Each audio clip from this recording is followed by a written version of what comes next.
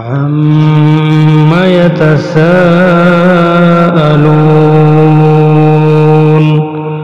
عَنِ النَّبَإِ الْعَظِيمِ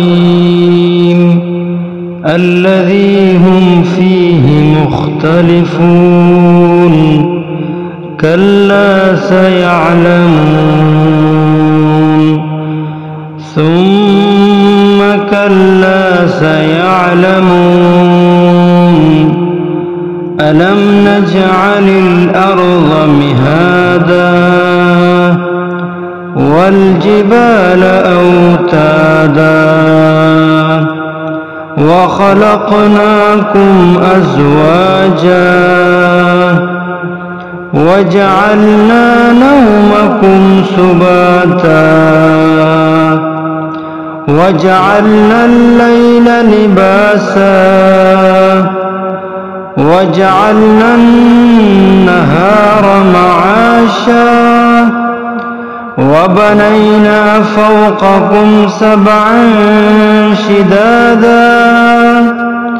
وَجَعَلْنَا سِرَاجًا وَهَّاجًا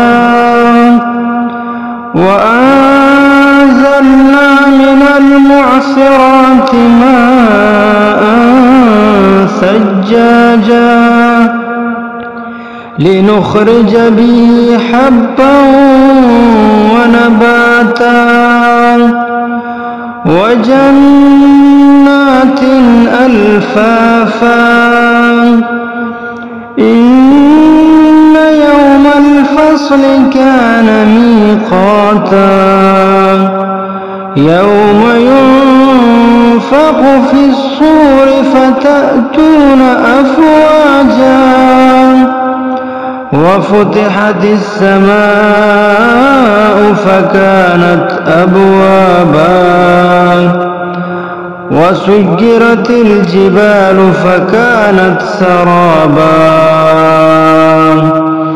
إِنَّ جَهَنَّمَ كَانَتْ مِرْصَادًا لِلطَّاغِينَ مَآبًا لَابِثِينَ فِيهَا أَحْقَابًا لَا يَذُوقُونَ فِيهَا بَرْدًا وَلَا شَرَابًا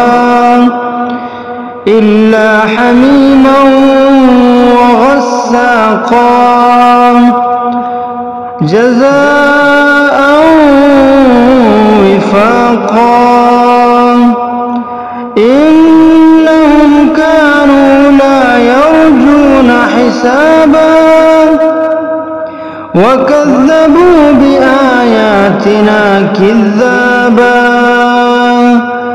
وَكُلَّ شَيْءٍ أَحْصَيْنَاهُ كِتَابًا فَذُوقُوا فَلَن نَّزِيدَكُمْ إِلَّا عَذَابًا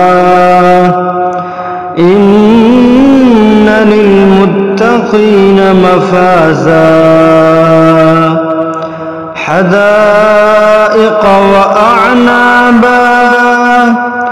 وَكَوَاعِبَ أَتْرَابًا وَكَأْسًا دِهَاقًا لَا يَسْمَعُونَ فِيهَا لَغْوًا وَلَا كِذَّابًا جَزَاءً مِّن رَّبِّكَ عَطَاءً حِسَابًا رَبِّ السَّمَاوَاتِ وَالْأَرْضِ وَمَا بَيْنَهُمَا الرَّحْمَٰنِ لَا يَمْلِكُونَ مِنْهُ خِطَابًا يَوْمَ يَقُومُ الرُّوحُ وَالْمَلَائِكَةُ صَفًّا لا يتكلمون إلا من أذن له الرحمن وقال صوابا ذلك اليوم الحق فمن شاء اتخذ إلى ربه مآبا.